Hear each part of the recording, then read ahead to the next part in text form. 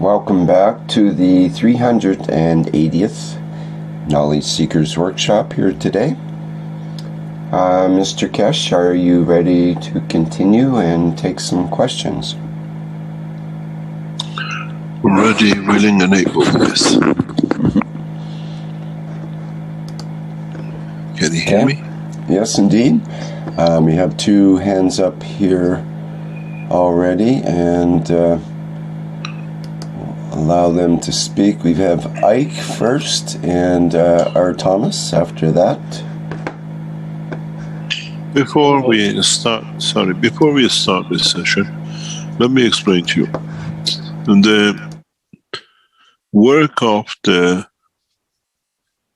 elevation of the soul and the physicality of the man in a larger scale has been carried out by the Iranian Keshe Foundation team, as we said, in an orphanage of mentally handicapped people last March, when we started the process of supporting for Corona. Maybe by next week, we will have the first video from this orphanage, when the Keshe Foundation team with the officials from the Iranian leadership and those of the Sepah will go to visit the center and to show how, in a very soft way, we have managed to change, maybe in the dimension of physicality manifestation, the soul of 100 children. This is one of the most, what I call, comprehensive tests of the technology. And from this week, the Keshe Foundation team changes in the dimension of the elevating the soul more directly, and will observe the change of these children in the next 6 and 12 months. How those in the dimension of physicality we abandoned, and those who love and care the physicality and the soul of the man looked after it. And now we see the process of change for them. And we'll see how the next step, as I explained today, will come to show itself, and how we can elevate the soul of the man in a very simple ways, but man had to understand the process. Next week, hopefully, when the Iranian Keshe Foundation team goes to this mentally handicapped orphanage with 100 children, the people, the carers, will explain to us how the children have changed in 1 year collectively. This is one of the most important tests for all of us, because not only we change the behavior, we change the physicality, we change the growth, we change the intelligence. And we see how the soul of the man has changed. In so many ways, 100 children, as we call them, mentally, physically handicapped with a perfect soul, we allow the soul to bring the body to perfection, according to the test and the time of the soul. This is a beautiful time as we reach the point of maturity. As I said before, upon my return to Tehran in the next few weeks, going to this orphanage and changing the soul of the 100 children to a perfect child will be one of my first goals. If we can change 100 children of man, we can change 7 billion men. The Keshe Foundation team, even with the videos we received from them this morning, have prepared and are ready to go there. Today is the Eid. We congratulate and welcome. We give you our best wishes for Eid al-Fitr for all the Muslims across the planet, as you celebrate today the end of Ramadan. And in that process, we bring a new dimension, not to show me one, not to show me two. Did it work? Did it not work? We show you 100 children of man. And we collectively observe the changes in coming years, where through the new technology, we elevate their souls, and we see the change of physicality, where a man, a child of a man, is kept in a cut of 1 meter, maybe by 1.5 meters, most of his life. He'll be free from this cage. He'll be free to understand and become knowledgeable. This is where we'll follow these 100 lives in the coming years to show the beauty of the technology. And we'll make scientists and we make engineers out of them in the coming time and years. We put them in universities to become the doctors of the man, and we teach them the knowledge of the universe as we teach them through the soul. As I said, we thank the Keshe Foundation team in Tehran, especially the group which has been working relentlessly with this orphanage to keep them, supply them unconditionally for past 12 months, 13 months. And they're ready to go there on Monday with the representative of the Iranian leadership, His Eminence Ayatollah Khamenei of Iran office, to see what change is about to come. We show by example and not by talk. And I hope many of us will join us next week if the video is ready, or the week after, and it will be put on the channels of the Keshe Foundation TV for man to see the changes to come and to hear how softly, gently we're changing the course of the man. I thank those who have been working in the background, and I thank the officers of the Ayatollah Khamenei of Iran who are there to see the beauty which is about to come from the knowledge across this planet, which man will have no handicapped children, as the man will create the soul of the child in the perfection of the time and the place. There shall be no genetic defects, as the genes of the man in the dimension of the soul of the man is perfect. And the wish and the will of the parents of the creation, theirs, will be perfect to the eye of every man in all dominions.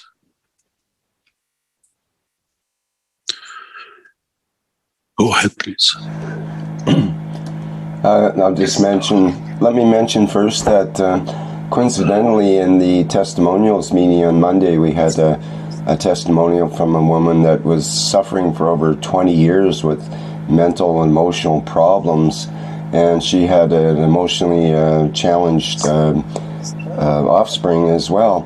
And she started the 1 Cup 1 Life and said that within 3 days of using the GANS water from the 1 Cup 1 Life, her symptoms virtually disappeared, and that of her son as well.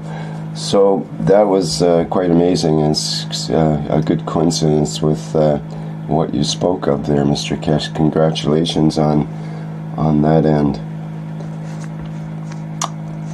Okay, let's carry on here.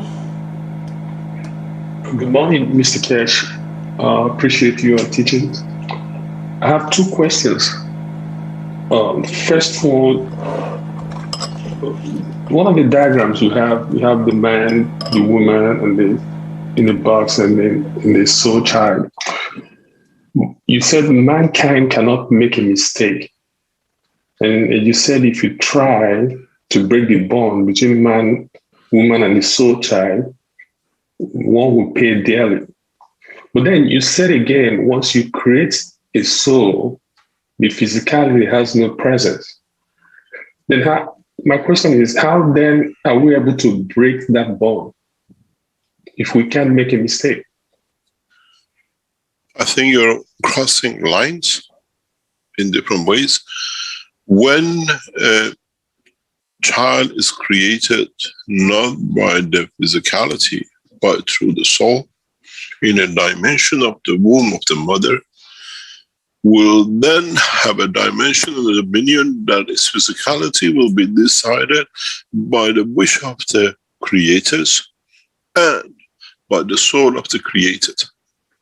Which means the wish of the creator, the parents are there to guide, but the soul dictates its maturity, the path of its maturity. This, what it means is mankind will learn from now on to create not from the egg and the sperm, but to create from the soul first. It's a totally different. Now you have the egg and the sperm coming together, and the mixture of it creates the soul. Now you do not need that physical dimension. You create the soul of the child first, and then it leads to the dimension of physicality. The woman will go still through the same process of pregnancy as we see in the physical dimension of the pregnancy. It's time for the soul to mature, to absorb all the knowledge of the universe. As its capacity increases, that it can hold on to, in a way you increase the memory bank, absorbing all the fields of the universe. And then is for the woman and the man to create a condition outside the womb of the mother to allow the soul to nourish and nurture outside and inside. In a way, it's a practice class. And then when it comes to the point of the maturity of the physicality, the soul of the man will represent itself first. And then the physicality which is matured inside will follow. This is what the whole teaching today was about. And then we'll see the manifestation. The birth through the birth tunnel will finish. The birth tunnel is a collection of the love of the mother and the father that delivers that child to the dimension of the physicality. Man in a space would not create physical child, but will create the soul of the child. And that soul needs nourishing as long as it exists. Okay. Thank you. Second question. You're welcome. And then you have to understand, as it's connected to all the fields, there cannot be an adultery. There cannot be a breakage of. Because if you look at it, it's like the electron and the proton with the interaction field with two souls. They are linked to one to nourish. Creating multiple children becomes one of the rare occasions, and that will happen in a very seldom cases. That is a different position. So there is no one from outside can interact to create a condition for the physicality of the creator, the mother or father, to be attracted to. So adultery becomes unheard of. This is how it is in the universe. In a way, in a way, the understanding is very simple. On the creation of the bond of the soul of the child, the twin souls locks in. And then the physicality takes place. In so many ways, that's what there has been a mystery in twin souls for humanity.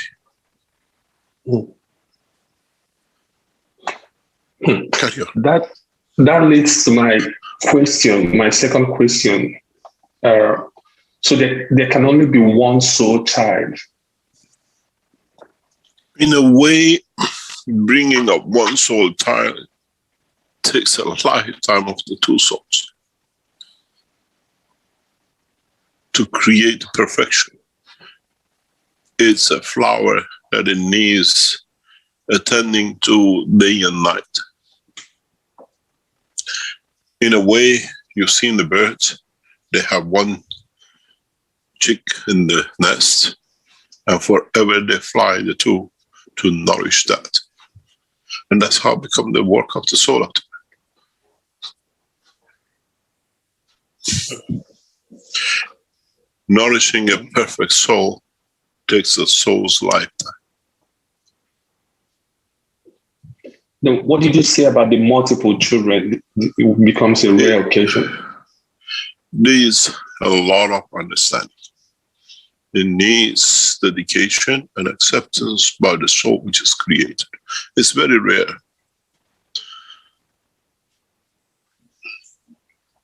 Thank you.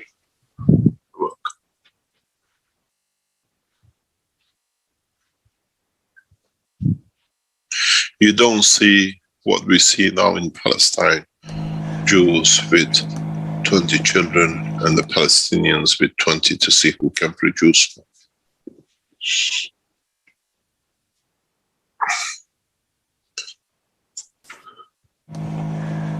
It's not running of a universe, it's unifying a universe, and it has to come from true love and understanding.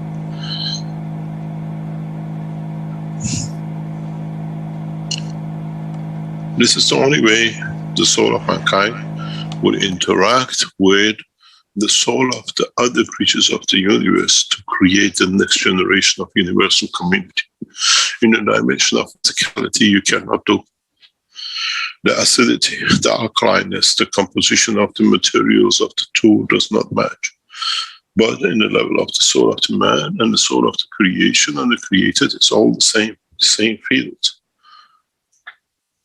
We don't have the soul fields of the man from earth, even he has the track of the amino acid which led to his creation, but in totality he's interacting with the total fields of the universal community, and you can always find in matching fields that the interaction can lead to creation.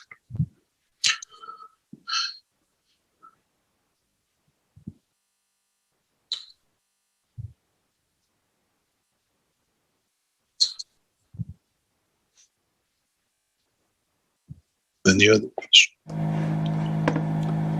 Yes, we have R. Thomas next. Good morning, Mr. Cash. This is Thomas from Switzerland. Good morning.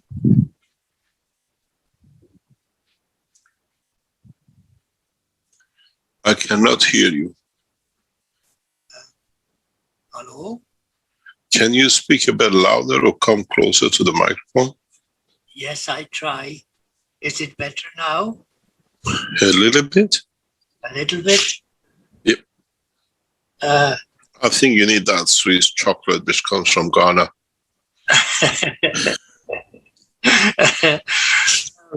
Mr. Cash, what beautiful news about these children, these handicapped children. This will be very, very interesting to be able to follow their path. This is absolutely fantastic. Mr. Cash, beside that, I have a little question. Yesterday I came across an interview somebody did with a certain Mr. The name just Rand, I think his name was Rand, and he was talking about med beds. Is that something you heard of, and you could expand what this? Yes. Medbed is nothing to do with the Keshe Foundation work. These are medical beds, and we were talking to the head of the Keshe Foundation a few days ago. They come from what you call these sci-fi movies, and now it's become a term. The Keshe Foundation technology is a plasma technology. And Medbed, in a way, has no meaning for us, even though we create the condition of it with the chairs inside and the new systems, which the Keshe Foundation will launch very soon. Medbed is a medical bed, and we run a plasma technology. It's a plasma systems, and it's there to enhance the physicality and the soul of the man. Yes, it's come because I was talking about this with the knowledge because very recently, and it's a sci-fi name which is now coming to the language. I was wondering, because this man at some point he mentioned the connection to plasma fields, and that's where I started to my ears. Yes, the thing is, a lot of people now look at the Keshe Foundation enhancement units. We talk about the plasma, and they're connecting one to another. We are aware of this, but we keep the enhancement unit because we're enhancing. It's not a medical system, it's an enhancement unit. Keshe Foundation, most probably in the next 4 or 5 weeks, will show you the latest systems which we have developed, and will start distribution in hopefully the latest July, that the new systems goes operation worldwide. The enhancement units are too big and expensive for individual organizations to carry. We have extended the knowledge and technology to a new, more compact system that it can be placed in what we call surgeries by doctors. And it has the versions of it which will be disclosed at the time. The first structure units are shipped out of China, I think the next week, I was told. And we will rapidly deliver these first from Iran. As we said, all the technologies we show on the Age of Science, they'll be displayed in Iran first, and from there across the world. And this will increase the capability and reduction in time, and increase the number of people who can use it. We have increased what we call the power of the systems. In a way, we have enhanced their technology, and hopefully by or around end of June, the first units will be in public for use. And by July, we can get it sorted very much faster. The enhancement units will be used for enhancement centers or the doctors who want to use it in the hospitals. The new versions will be available in a way, as you saw in the vertical system we showed. The vertical system now is taking shape into not only the vertical system, but in the future development into what you call transportation and transmutation. We are working on that, and we have achieved a lot of things where, in a way, we can, we endeavor to, for example, to transmute from, let's say, our lab in Linz to our lab in Tehran. And the aircraft industry and the transportation of today becomes obsolete. We are very much near to it. Some preliminary test has already started in the labs, where we're trying to see the effect of the fields and change of what we call the color of the gases, and then transmutation of the gases. It's a process of our research people learning, and then we go through that process. But you got to understand that knowledge seekers have to understand the knowledge, otherwise it becomes do this, do that, and nothing understood. The new enhancement unit, which is being released, it's very much different than the original enhancement vertical unit we showed.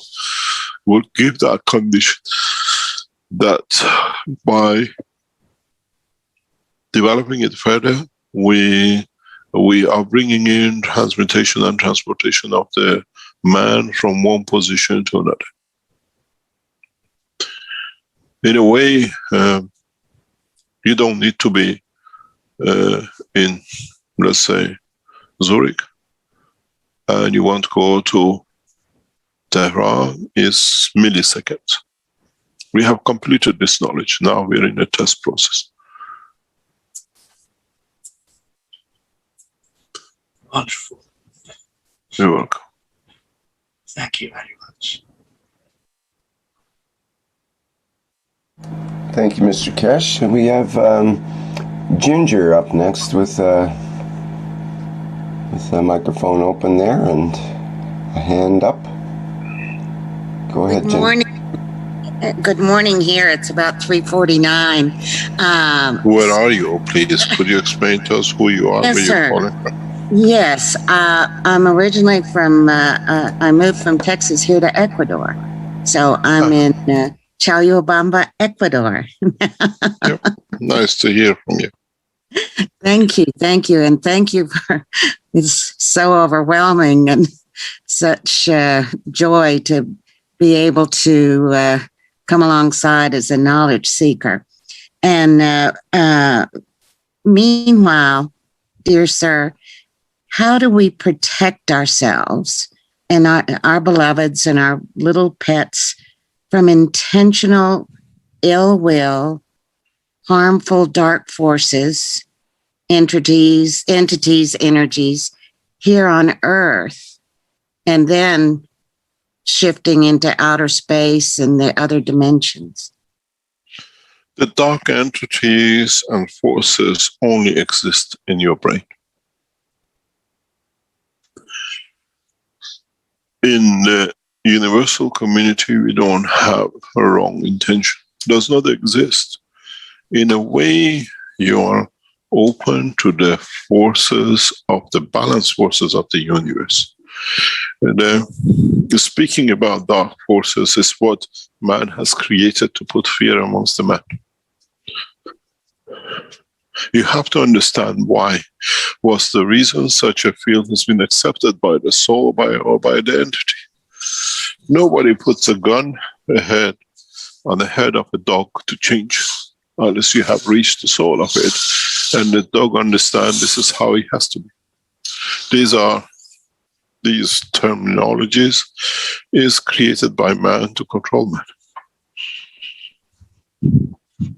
man. Meanwhile, there's bombs going off and starvation, and I'm having a very difficult time because my emotions are hemorrhaging pain and suffering for the reality. My reality is,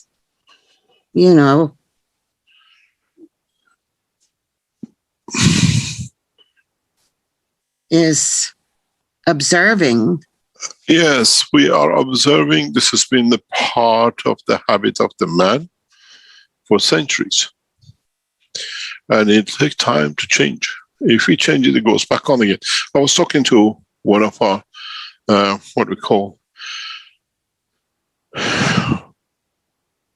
Iranian knowledge seekers and people highly influential in Iran in past 24 hours. I was analyzing the situation, what we see in Palestine, in Gaza Strip today. Yes. Where they are shooting and killing. But you have to see exactly every 7 to 10 years, Israelis start the same thing. Because people don't understand the structure behind it. Every 7 years, every 10 years, Israelis go bomb this place, locked up prison. And then, do you know why? It is if you have all the cutlery and crockeries and all the food in the house, you don't need to go and buy new crockery and cutlery, do you? Israelis control Gaza Strip. And the Arabs, Palestinians who have many families and they have extended their life outside Palestine, work outside, send money inside to build these houses, to build these homes. And the Israelis every 7-10 years flatten these places to create billions of dollars for the Israelis because they're the only people who can supply the concrete, the wiring, the plugs, and everything else. This is a disastrous condition that exists because of locked up prisons. And they always use a celebration by the Israelis go into the churches, to the mosques, and create and provoke, and then they say they did, so we do. Go back 7 years ago, go back 7 years before that. We have seen this on a regular cycle. Israelis destroying for the Arabs who brought money in to spend more, to put wealth in the pocket of the cursed life they have created for these people. And I share your suffering. I so share your suffering. But still, it's our reality. We have to change the soul of children of Moses. Meanwhile, Half of the world problem will be solved. He stole, he killed, and his blood is doing the same still after thousands of years. I come from that blood. But I have a mixture of blood of Muhammad in me. And I work with the Palestinians. I tried to convince the Israelis for years to stop this. The world is blind to it, but we are not. I went to Tel Aviv in February of 2000 to change this course. I gave evidence in the court to stop the abuse of the Jews on Palestinians. But we cannot change. Now we change. It's not that we bring the end of the Israeli state or Jewish state. No, we elevate the soul of the children of Moses, that they will walk away from the state and become one. This is the, if you look into Rothschild family, they come from the same blood. Rothschild financed the establishment of the state of Israel from 1840s. They bought pieces of land to create this condition. yes, Because they knew it would be the cause of wars, that they can sell arms and therefore ever be. But it's finished. The term of the Rothschilds finished as much as the term of Jewish blood. Look, I understand what you're talking about, but we cannot stop. We cannot stop unless we elevate their souls. And that's the only way we see the change. Well, may I ask you to consider, I've been studying with Professor Tiller, and he speaks of the unified field, focused conscious intent. It's like how the healing prayer declaration works. And I'm an example because of prayer healing of cancer, 2003, the death knell. So I asked for prayer, and yes, and so here I am. What do you call a prayer? Declaration, speaking, creating. No, yes. But what is a prayer? Prayer is a concentration of fields of the soul of the man, or emotion of the man. Precisely. Oh, So perfect. now, that's what it is. That's what a prayer is. That's yes. And so that's how the healing comes about with the No, unified. you see, you have to understand the science behind it. Then this healing and the power of healing and mysticism goes away. We are a scientific organization. We have to understand the science behind it. We are not a cult. We are not a religion. You have to understand what is the power of a prayer. Prayer is when you take a tablet vitamin D in the essence of the life. You take a tablet of the fields of your own inner being directed. This is what man, especially with the teaching of today, should understand more of. You call it a prayer, I call it a tablet of energy. Declaration. No, it's not declaration. You release fields that you want to receive it. You cause the cancer. Now you release energies which become the remedy to that cancer by yourself. Or you take materials which brings that elevation. This is very simple. We have used the theology and never understood the science to hide, because we never understood the science of it, to make it a mysticism. Why do we pray? If we truly pray, if we truly devote, which means we take that tablet, taking that energy from us, we become that tablet of vitamin, whatever cancer. And this is what is the change we have to understand. So there is no healing prayers, and there is no meditation prayers, or whatever you call it. If you read them healing prayer, and while you're there you understand how much measure of what you have to put in it Now you made the tablet. Where do you want to deliver it to? To yourself or to the others? And that's why I think language is so inept. You know, it's just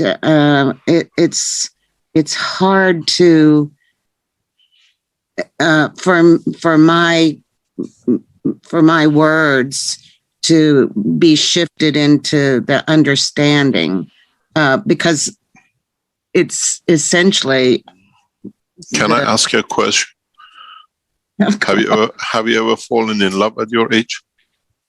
At 74? Yeah. You never know. Some people think they have, and some people never. And some people say yes. How many times? That's an interesting dynamic, because I'm a product of the MK Ultra paperclip mind control. So I'm having to. No, I asked you a direct question. Yes, have you ever fallen in love? I don't think so. So how can I tell you how beautiful the sunshine is when you never seen the sun? Falling in love is that package of energies which opens one track, which is just giving. You become a sun, you radiate. But at the same time, underneath you're taking. The intention of the lover, the intention of the lover. And that is a package, that's a disease. That needs a vitamin to cure it. And how do you cure from somebody who's in love? Let them understand, or show them a bigger love that they understand the love they have is nothing compared to that, the bigger love. This is why we always talk about the love of the Creator is so big. I was listening to a little tape was sent to me by Azar yesterday, and it's amazing. It's a 3-year-old, 4-year-old child in Farsi, and he says, let me explain to you God. And he says, X is less than Y, because Y is bigger, because it comes after X. So whatever you say, I tell you, X is man and Y is God. If you say 100, I say the biggest number is 100. I tell you, no, it's 101, because I can always give you a bigger number. You say 1,000, I say 1,100. If you say whatever 10,000, I can tell you is 10,500. So God is always bigger. And even doesn't matter you think you have the bigger number, when you run into trouble, you say, God help me. You still go for that bigger number. This is what we are. We feel love, and love to us is a package of energy, is another tablet, is another vitamin, which we have found no cure for unless we face it with a bigger love. When a woman loves a man and then she's totally consumed by that love, if you show the love of the Creator, that love for another man has no meaning, because she has found a bigger love. Be it the same with a man. And this is what we have to understand. What amount, measure of feeling and emotion we can give on top of to elevate and create a new condition. Would that love change a cancer? Would that love change another man's life? Would that love bring a new dimension in life and existence, in another dominion and another position in the universe? All right. Well, thank you. But segueing back to my original question, then how can your science then protect me and my beloveds from any of this that you say doesn't exist, the dark forces? And yet, you see, I cannot protect you because you haven't understood what I said. It's you who decides and creates a line of connection. I want to receive this because I want to be open to it.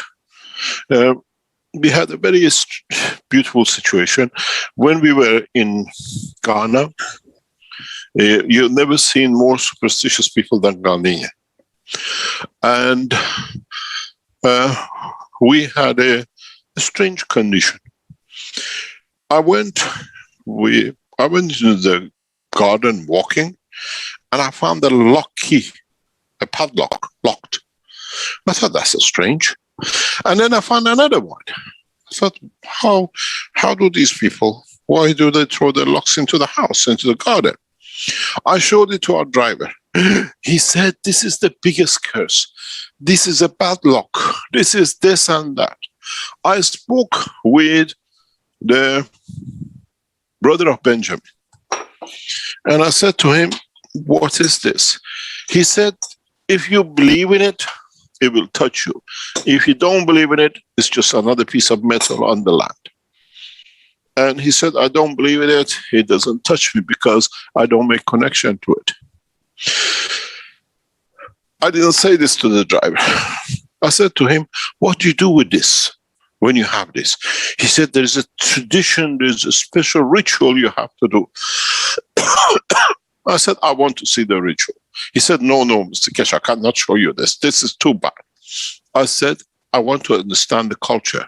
Why do you believe a padlock locks your life and you become, it's like a voodoo.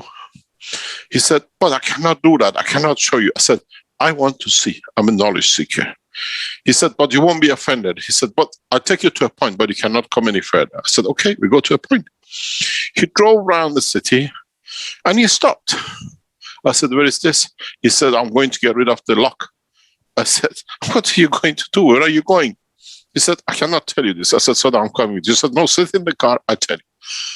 I said, okay, what's the tradition? How do you get rid of this bad lock and bad eye? He said, I take the lock. That building is a public toilet.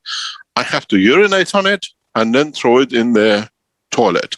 And then, one is just nobody can touch you because now it's with the excrement. I thought, my God, how man has been locked into the belief and way of somebody else's thought to go wrong.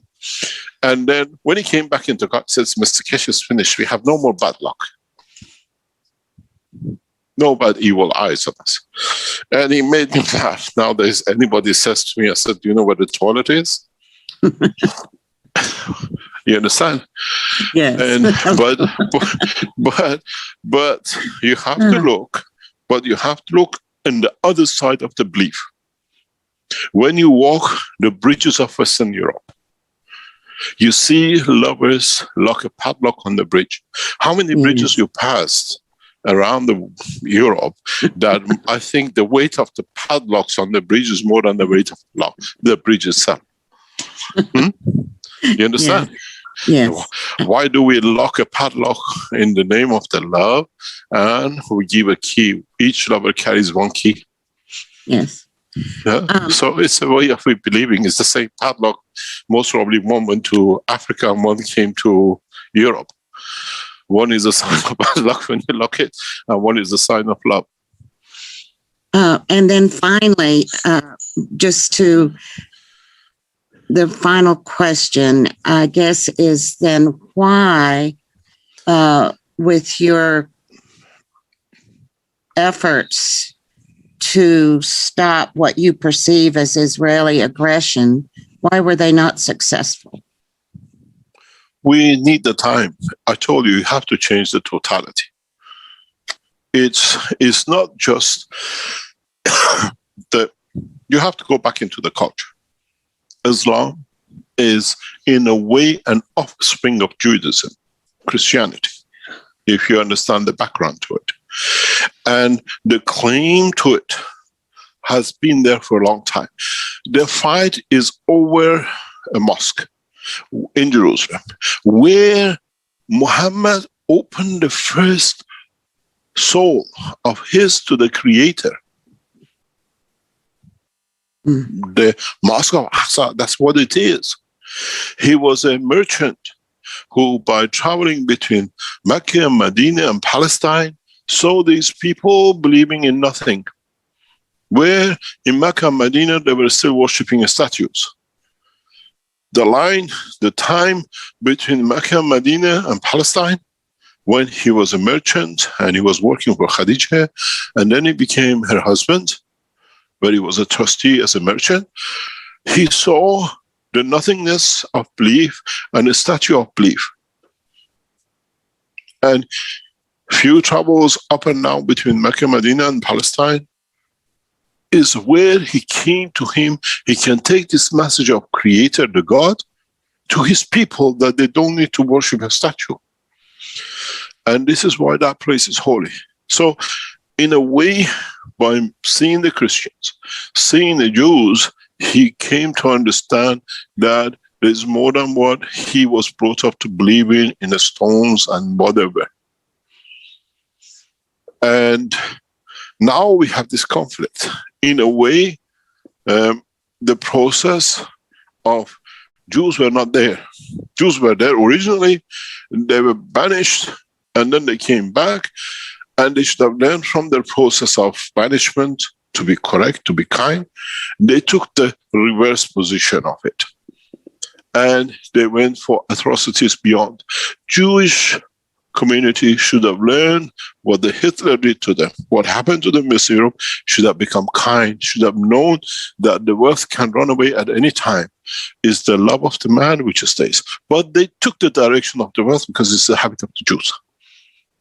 And in so many ways, they never learned.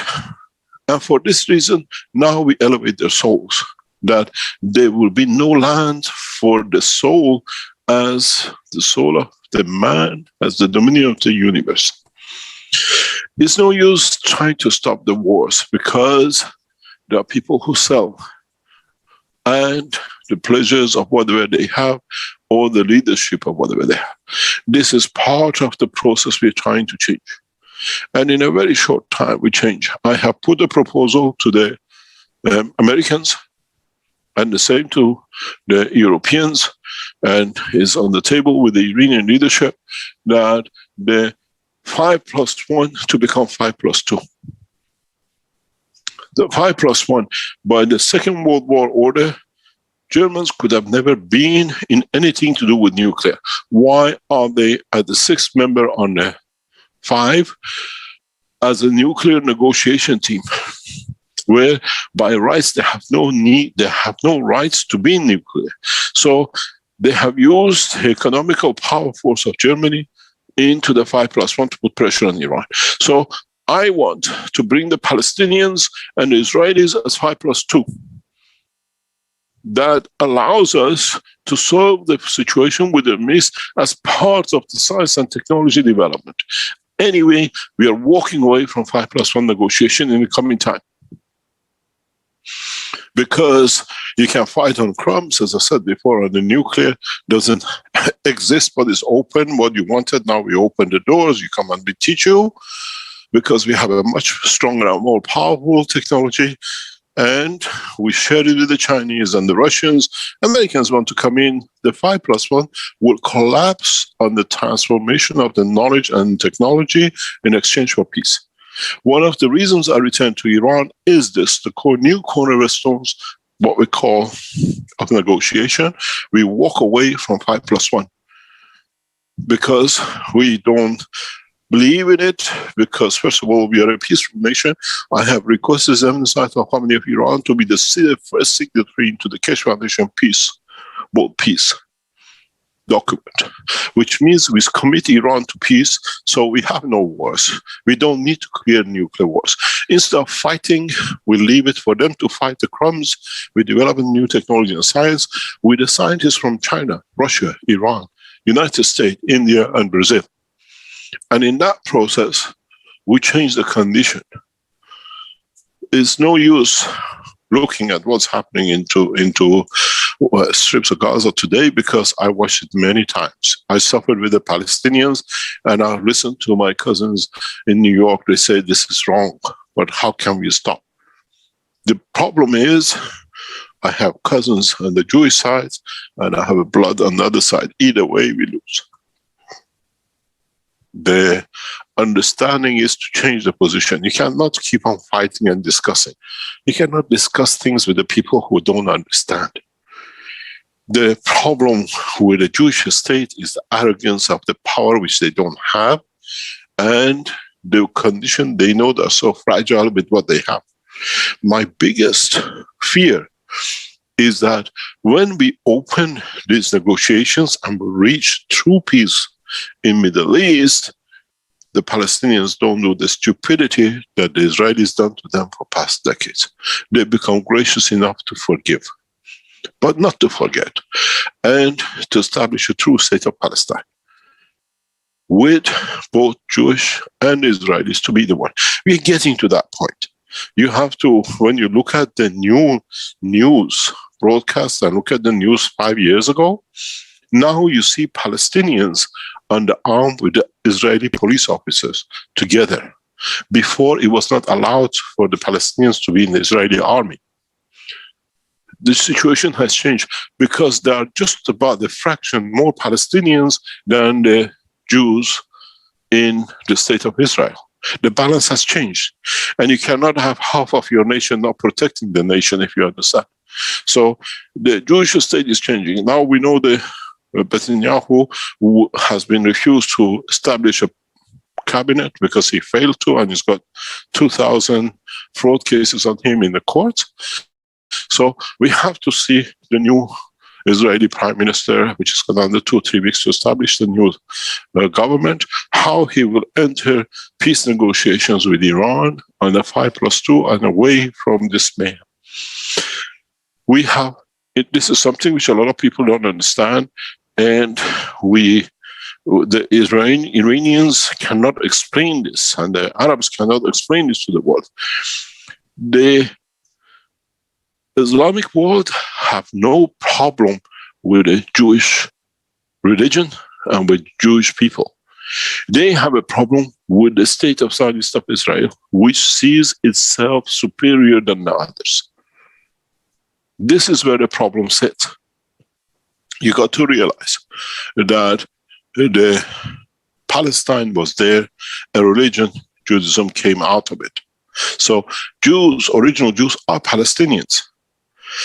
And once we understand this, because this is not and has not been explained to the world in a very clear way, when we saw Ahmadinejad going and saying the end of the state of Israel, he is a Jew. Anybody with Nejad at the end, that are the Jews, which in 1920s, 1930s, when they came to Iran and started pressurizing the Jews, they changed their name and put a Nejad in, and they are Iranians. So he is a Jewish blood, and we saw him every time. I come from the Jewish background. I know how they changed their names. We can trade. That's how the Jews knew who's Jew. My grandparents, my great-grandparents did this. And so he comes from a Jewish blood, Jewish descendant, and he's carrying their orders. His speeches to the United Nations was written in Tel Aviv, and he just read it. And he took his commission in the background. He has banned me from Iran because I opened his hand as a president. That's why he gave the name and the telephone numbers and the addresses of the Iranian nuclear physicists directly on the line. Who does that? Who is a lover of his nation, gives his top scientist away? So we understand the process, but it doesn't come back with conflict. It doesn't come back by revenge. It has to come by elevation and finding a proper solution for total population. This is the problem we have. And as I've said to the Iranian leadership, Palestinian and Israeli situation in state of, not the state of Palestine, but Palestine as a whole has to become a different point of discussion as part of the total peace of 5+1, because Iranians trying to support the Palestinians and the Syrians in the dimension of being Shias has given them this point. When the Americans support the Israelis, it's a superpower. When Iran stands behind the victims, it's a criminal offense. Terrorists now become better people. How many people have been killed by the United States in the past few years through their bombs? 20 million people. Americans have killed more since the Second World War in separate wars than ever killed in the Second World War. This is what we have to change. This is what I said, the guns have to go to silent. This is why the American arm manufacturing has to stop and be converted into development of new science and technology. And it's the same with the Western Europe. I have started my travels, and this is part of my work in the next few weeks till I return back to Europe. I am out to gather enough what we call energies, powers, that we can negotiate on a different way on my return to Tehran. We bring science and technology that the world don't understand. If we can show the Israelis we can stop any flight out of Tel Aviv, if we can show the Palestinians that they cannot shoot a single rocket, then they have to sit and talk. But these fences across Gaza Street has to come out. It's a power bank for very few Israelis who make millions out of the Palestinians every 7 years. There has to be a fundamental solution for all over the world in these conditions. Palestine is not the only place. We have 2 or 3 hot spots like this. Cuba is the other one. It has to be resolved. And the same goes with Ukraine. We have to sort out the position with Ukraine to change, to bring understanding to the changes. We have the same thing with the border between India and China, the hotspot. We have to understand the blood doesn't change, but the line might have put on the floor. And this is part of change of the culture and elevation of the soul through what we call new technology. I worked on this for years, and now we are getting there. I'm very open. What I tell you is exactly what I discussed with the Iranian officials online, and with the British and the Americans the same, with the Chinese the same. Very soon you will see the collaboration between Chinese space people and the Iranians in the headquarters of the new, what we call, Sigru in Tehran. We change with technology. When you can go to China in 2 seconds, and when we can bring these new technologies, which I explain, you can transmute people from Beijing to Tehran in 2 seconds. How many people do you want me to transmute? Popular world leaders have to understand this. Imaginary lines have to go away. Somehow it takes 5 or 10 years gradually to build. We have to bring a lot of injustices back to correctness. We have to stop the poverties we have created by stealing on other nations to balance, then gradually. And at the same time, use the public platforms like televisions, like internet, to teach people to forgive, but not to forget. Because if they forget in a few years to go back to it again, they remember what calamities they created, they won't change it. So nobody can become a leader to start another cycle, because we all have everything we want. Rome was not built in one day, and changing a man from millions of years of killing, it won't happen in 15 years of cash foundation. We need a little bit more time.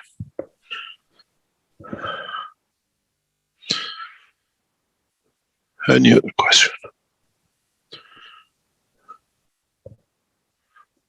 Actually, by the way, Rome is very beautiful. When you look at it, I was there last Friday, and it's beautiful. It brings back a lot of beautiful memories. And thanks God it took a long time to build such a beautiful city.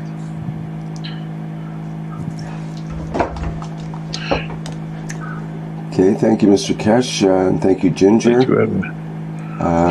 We have Salamia would be next, and we have some questions in the Q&A and a couple of questions in the YouTube as well. Do you want to read the YouTube or the Q&A? Okay, well, we could do that first and get to Salamia after that, maybe to break things up a bit here. In the YouTube, Carpete asks, can you ask Mr. Kesh about the jinns that are talked about in the Quran and the role they play with humans. Jinns, I think, is the word. Or is it Jinn? Genies? Or Jinn. Jinns? Jinn. No, it's Jinn. Mm-hmm. Do we have anybody on the Islamic world who can explain to us what is a jinn? Or do you want to go to Wikipedia and read it? They call it Jinn-o-Pari. Would you like to go? I think you'll find it in Wikipedia. Is it with a J? I think if it is the way you pronounce it, it sounds to me like it. Let's see if I can find it here.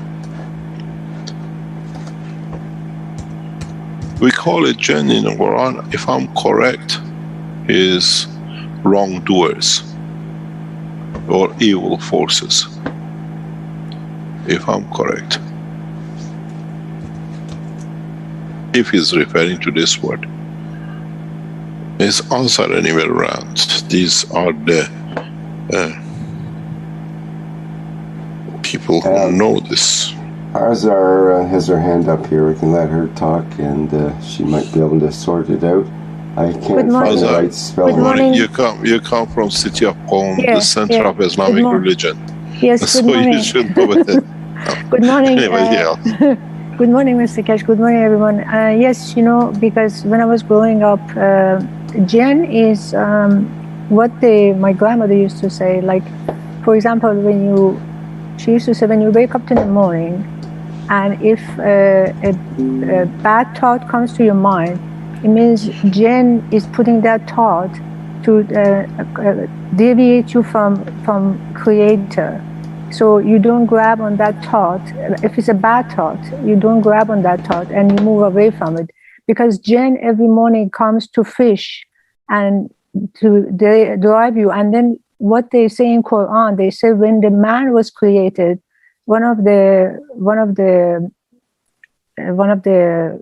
angels of the God was very jealous of what God created, because God said, I created man in the image of myself. So that angel was saying, why you created something out of clay, but you give it so much worship to it, as if is like you. So the God, that angel actually says, I'm going to work against you to drive man away from you. And this is my job on this planet Earth. That was what my grandmother told me. So jinn was created. He used to be an angel, but he came out of heaven and became a bad angel in order to make man away from the Creator. That way prove to God that what you created is not like you. So you cannot say, I created the man in the image of myself. So that's what I understood from what my grandmother used to tell me.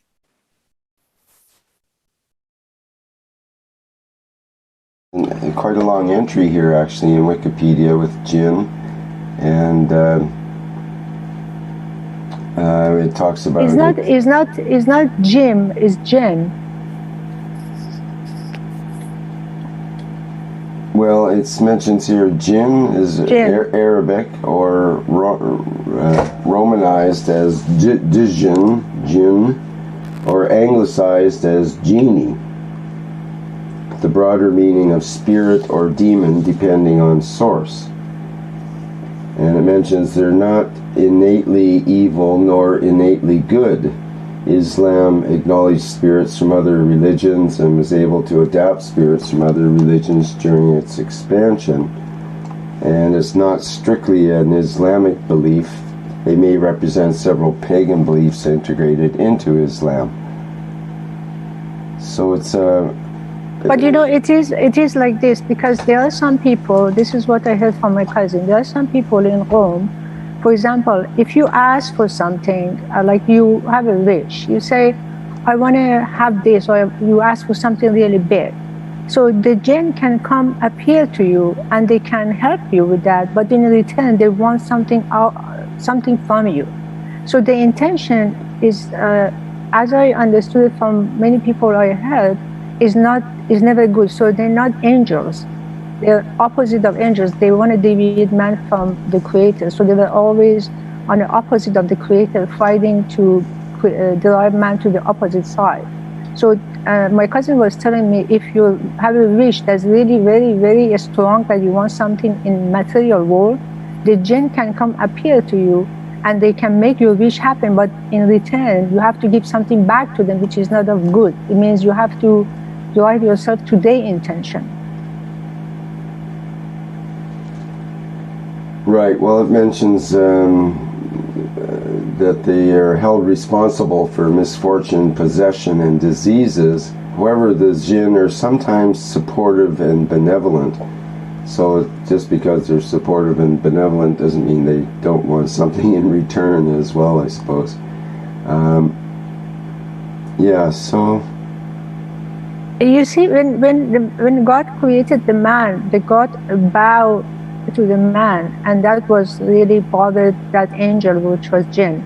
That's why he decided to go against it, because he didn't want God to bow to man, because God said, I created the man in the image of myself, and man is me.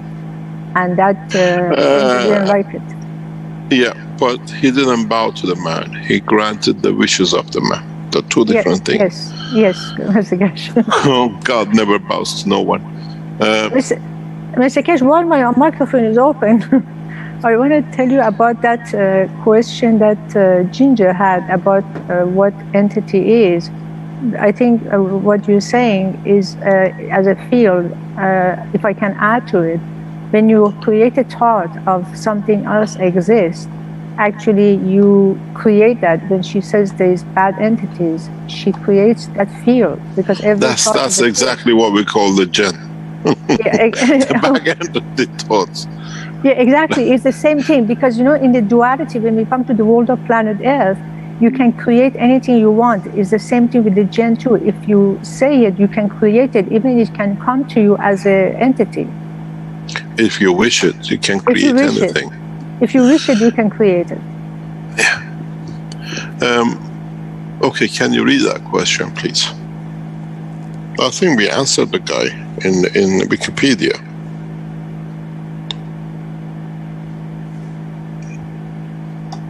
Rick, are you still there? Yes. Sorry, what did you want read? Said, I think we have answered the guy's question. Yeah, I think so. Mm-hmm. In so many ways. Okay, what's the next question? Okay. It's amazing Wikipedia. Let's see. We've got one other question in the YouTube, and then we'll get to Salamia perhaps. Adam says there was a statement in the introductory video, I never promised you a heaven. That was in one of our in our introductory video.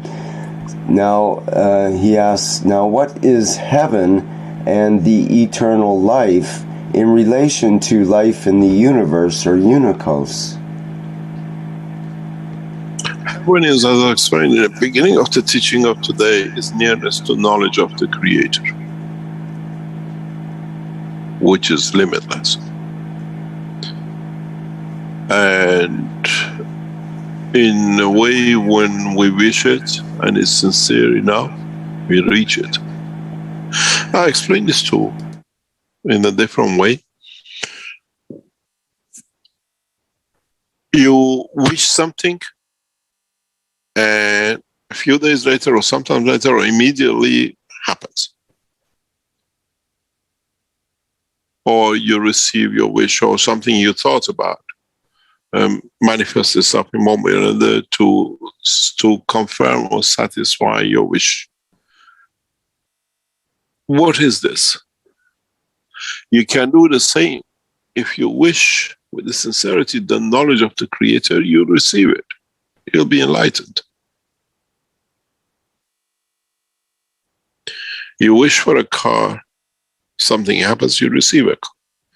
You wish with sincerity through knowledge of the Creator, you receive it. And that's what we call a heaven. If the car is heaven to you to get a car, then that's your heaven in the matter state. But if you wish, the heaven is the closest to learn from its source. And that's what we call heaven. And then the rest is explanation of how you can reach it. Very, very few people reach that position because man is too entangled with the physical ownership.